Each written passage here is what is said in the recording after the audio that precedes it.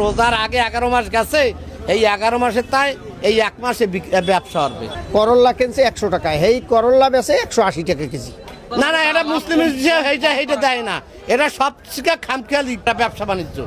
রোজার মাসে আপনি দেখেন, কাতারে দেন, ইন্দোনেশিয়ান দেন, মালয়েশিয়া দেন, সৌদি আরব দেন, কুয়েত দেন, তুরস্ক দেন, প্রত্যেকটা মাসের রোজার মাসে প্রতিযোগিতা করে যে কেরা কত কম দামে মাল বিক্রি করতে পারে।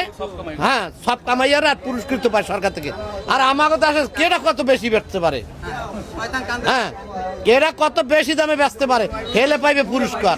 কাঁচামালে একটা হলো লেবু আর একটা শশা, লেবু আর শশা এইটা হলে এখন এত যা চাহিদা তা প্রকাশই করা যাবে না, বুঝছেন। রোজা দেখছে না, যেমন আমি এই লেবু মাছের খাই দিয়া সুমনের ঘরে 5.50 টাকা আলি কিনছি, আমি 60 টাকা বেশি যার যাবে পারি আমি রোজার মাসে চাহিদা মতন কমাই বেশি। আগে হলে আলি বেশি 40 টাকা 30 টাকা, এই রোজার হইতেই তো রোজার 15 দিন আগে হইতে লেবুর দামটা বাড়তি।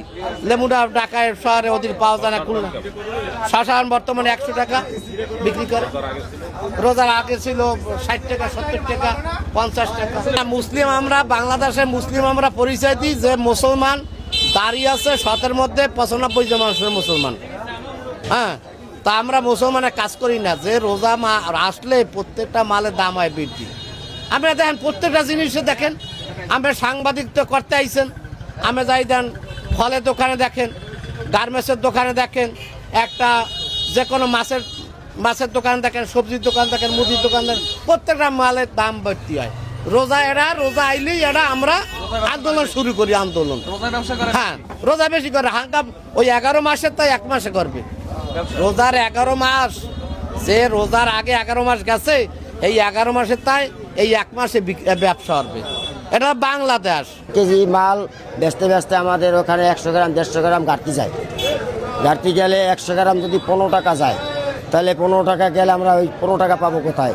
ওইটা ধরে আমরা ব্যবসা লইয়া বেশি না, কাঁচামালে ঘাটতি আছে। আবার না, কেজিতে 30 টাকা ব্যবসা করা এটা জুলুম হয়, এটা জুলুম।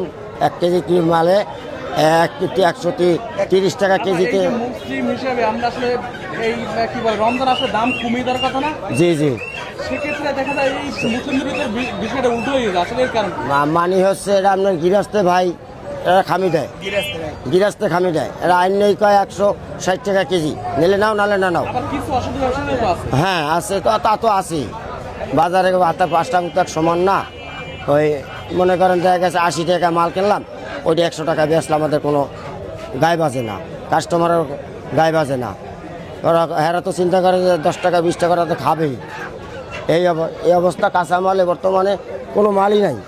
এখন আছে কি শুধু পাতাকপি আর ওই ফুলকপি, তাও নাই।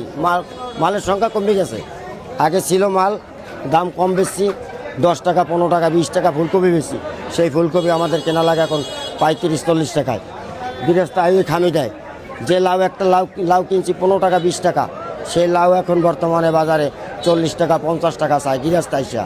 কারণ আমরা কি করবো? কারণ এই মালের বৃদ্ধ দাম বাড়লে তা আমরা তো আর দাম বাড়াই না। আজকে বাজারে চলতেছে 80 টাকা আলি দেশিরা, আর খুলনায় তো কেনা লাগে 1500 টাকা শত, 1400 টাকা শত, আর ছোটটা 1200 টাকা শত। রমজান শুরু হওয়ার সাথে সাথে এই লেবু এবং এই শসার দাম আসলে এত বাড়ার কারণটা এই বছর হইলো সব মালে এলো কনসার্ট, মানে মাল পাওয়া যাইতেছে কম, খ্যাতি দাম মাল কম, তাই রমজানে একটু দাম বেশি থাকে। 4-5 দিন দাম বেশি থাকে, পরে দাম কমে যায়। শসা 40-50 টাকাই যায়, পয়লা 4-5 দিন দাম থাকে বেশি। এখন বর্তমানে চলে 100 টাকা 90 টাকা। আমরাও কিছু না, আমাকে যেরকম কেনা এরকম বিক্রি, আমাকেও লাভের কিছু নাই। যেকালে 40 টাকা বেশি, যেকালে যেরকম লাভ, আর এখন 100 টাকা বেশলো এরকম লাভ। যেরকম কেনা লাভ হয় ক্রেতা, যারা খেতে যারা করে হারাই, তারাও তো বলে তারাও ভালো পায় না দাম। না, এখন তো উড়নের লোকে দাফাদাফি করতেছে এরা বর্তমানে।